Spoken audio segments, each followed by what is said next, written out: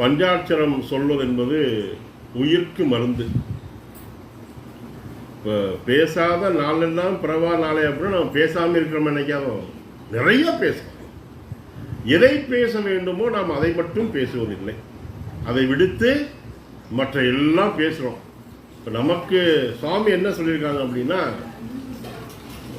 எப்பொழுதெல்லாம் நாம் குறைந்தபட்சம் பஞ்சாட்சரத்தை, நமச்சிவாய என்ற பஞ்சாட்சரத்தை ஒரு முறையாவது ஒரு நாளில் நாம் உச்சரிக்கவில்லை என்றால் அந்த நாள் நமது பிறவி கணக்கின் ஏடிலிருந்து அகற்றப்படும். இல்லை அன்னை நம்ம இந்த உலகத்தில் இருந்தும் இல்லாத நிலைக்கு செல்வோம்.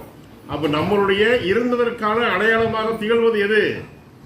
எத்தனை நாள் நாம நமச்சிவாய நமச்சிவாய நமச்சிவாயன்னு சொல்றோம். குறைந்தபட்சம் ஒரு அடியாரத்தையாவது தினமும் நாம தொடர்பு கொள்ளணும்.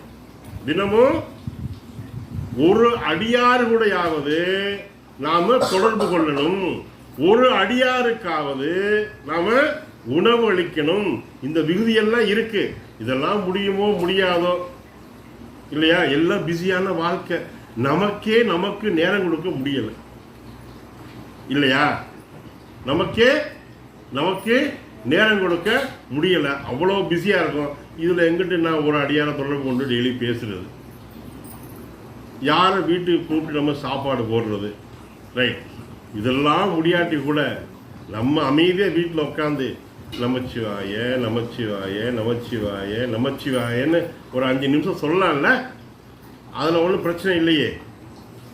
அப்படி சொல்ல முடியாத நாட்கள் எல்லாம் நம்ம ஏற்றில் திரும்பி வரணும்னா இந்த சனிப்பிரதோஷம் நல்ல நாளில் சொல்லுவோமா?